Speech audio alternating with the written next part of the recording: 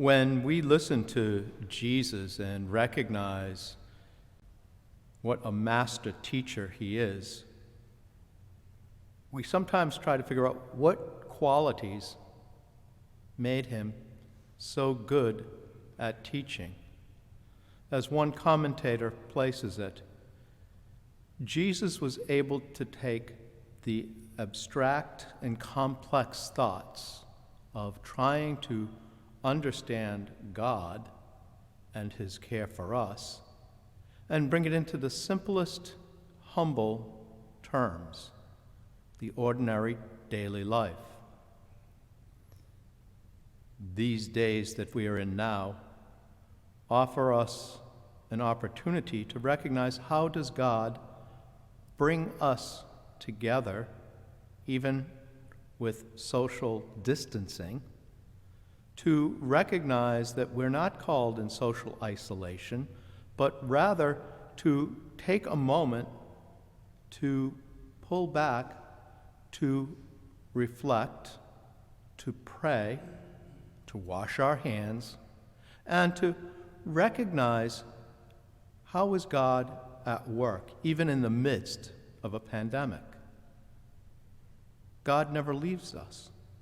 His love and his care continually help strengthen us.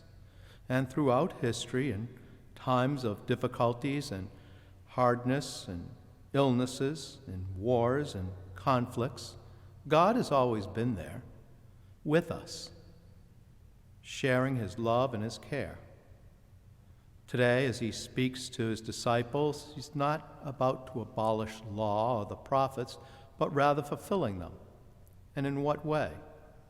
God is with us. God knows our heart pain, our challenges, our difficulties and doubts. And we come before him.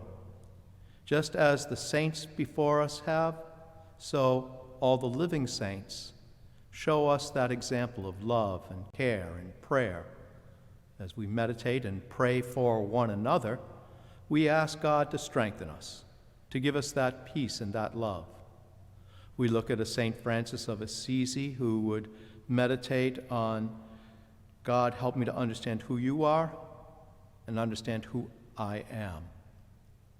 And as we meditate and pray, we realize Jesus is with us, calling us to himself, and calling us to himself to know of how do we share that love with one another.